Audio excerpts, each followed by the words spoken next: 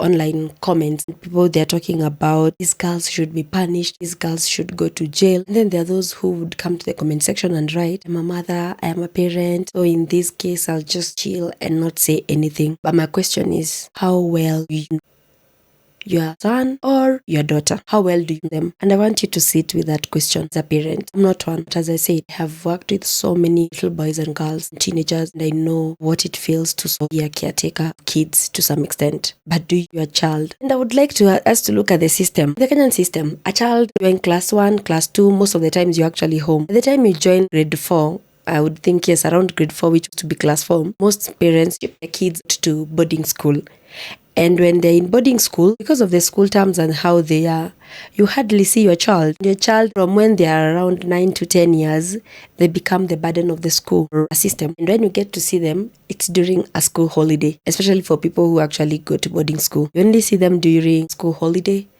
And for most times, a lot of parents out here, whether by design or whatever has happened, they end up taking their children for tuition. Maybe there's a certain school somewhere. I know the government has abolished tuition and all that, but we all know behind the scenes it still happens.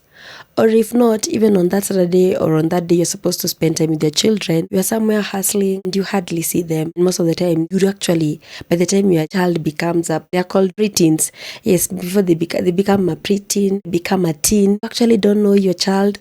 And this child, a lot is changing. A lot is changing in these children. They're becoming self-aware, they're becoming teenagers, and there's a lot that goes in a child's mind. What the teenager wants, and we all know, even for you who is watching this video, you are a teenager at some point, and we all know what happens to teenagers. And I feel like right now, with the way that system, particularly what I have described is, I feel like there could be a loophole.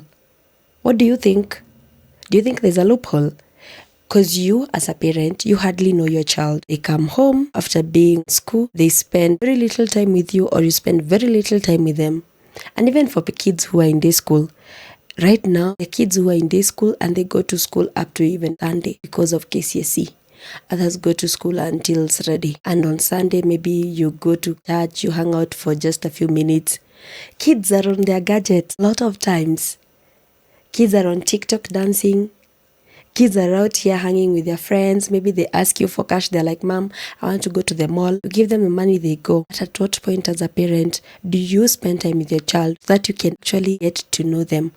Or as a parent, are you leaving this burden to a teacher? On the other hand, teachers used to discipline kids. But nowadays, a lot has changed. I'm not saying we should go back to corporal punishment, but a lot has changed. And even their parents who show up to school because maybe their kids was given some level of punishment that did not please them, and they're like, hey, you should not touch my child. I don't know what. Teacher cannot discipline a child, and you as a person is not disciplining your child.